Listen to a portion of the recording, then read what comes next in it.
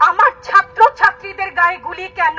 আমার ছাত্রদের গায়ে আমি সারা রাত ঘুমাতে পারি না, তাই এসছি। আপনারা আমাদের মুখ বন্ধ করতে পারবেন না। আমরা জন্মেছি একবার, মরবো একবার। ভয় দেখাবেন না।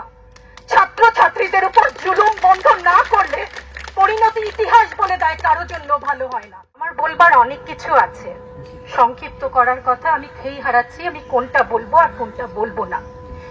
অনুভূতির জায়গা থেকে যদি চোখের পানি পড়ে তো অনুরোধ করছি সেটাকে আমার দুর্বলতা ভাববেন না, সেটা ক্ষোভ, সেটা আমার ঘৃণা। আজকে আমার কিছু প্রশ্ন আছে সবার কাছে, দেশবাসীর কাছে তো করবো না, যাদের কাছে করবার তারা বুঝে নিবেন। আমি ইতিহাসের শিক্ষক না, কিন্তু ইতিহাস জেনে বড় হয়েছি। আমার জন্ম ৭১-এর পরে, কিন্তু বই খাতা থেকে সরাসরি যুদ্ধে, ভাষা আন্দোলনে যারা অংশগ্রহণ করেছিলেন তাদের কাছ থেকে শোনা শিক্ষা থেকে জানি মুক্তিযুদ্ধের চেতনা কি, ভাষা আন্দোলনের চেতনা কি ছিল। মুখের ভাষা বাংলা বলতে পারি, সেই জন্য বোধহয় ভাষা আন্দোলনের শহীদরা শহীদ হননি। আমার কথা আমি বলতে পারবো না, আপনি তুলে নিয়ে যাবেন। প্রতিবাদ করতে পারবো না, ভিন্ন মত প্রকাশ করতে পারবো না, আপনি আমাদেরকে রাজাকার বলে গালি দিবেন। রাজাকার শব্দটা প্রকাণ্ড একটা গালি, যাকে তাকে দিবেন না। আমি অনুরোধ করছি না, আপনাদেরকে বলে দিচ্ছি। আমার ছাত্রদের কথায় আমি কিছুটা পরে আসছি, সেখানে আমাদের সহকর্মীরা যারা বলেছে সেখানে আমি পূর্ণ একমত।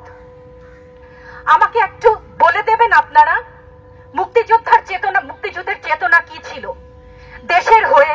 আপনারা বলবেন যে যারা শুধুমাত্র আমার বাবা মুক্তিযোদ্ধা ছিলেন তাই আমার অধিকার প্রাপ্য অনেক কিছু, সেখানে পূর্ণ সহমত।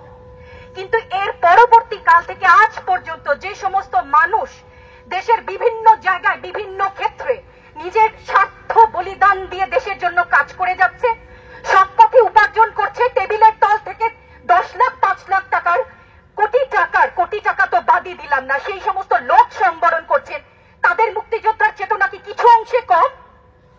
সেই প্রতিবাদ করলে আপনি আমাদেরকে বলবেন রাজাকার। রাজাকারের বাচ্চা, এটা প্রকাণ্ড গালি, যত্রতত্র দেবেন না। আর আমার ছাত্র ছাত্রীদের গায়ে গুলি কেন? আমি এখানে কেন দাঁড়িয়েছি, কেন আজকে কথা বলছি? কারণ আমি মানুষ, আমি শিক্ষিত একজন মানুষ, আপাদমস্তক ভাবে যাকে শিক্ষা বলেন। সেখানে আমি জানি মুক্তিযোদ্ধার চেতনা যদি কিছু আমার ভেতরে বিদ্যমান থাকে, আমি জানি অন্যায়ের প্রতিবাদ করতে হবে। বিচার চাই না বলেছেন, আমিও একমত। কার কাছে বিচার চাবো, কোথায় বিচার চাবো? আমরা ঘৃণা জানাই।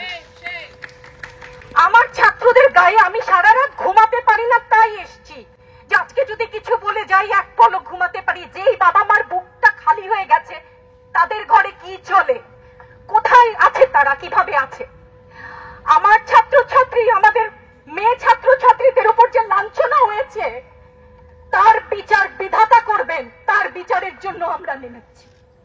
আপনারা আমাদের মুখ বন্ধ করতে পারবেন না। মুক্তিযুদ্ধের চেতনা থেকে জানি আমরা জন্মেছি একবার, মরবো একবার। ভয় দেখাবেন না। ছাত্র ছাত্রীদের উপর জুলুম বন্ধ না করলে পরিণতি ইতিহাস বলে দেয় কারো জন্য ভালো হয় না। ভালো থাকবেন সবাই।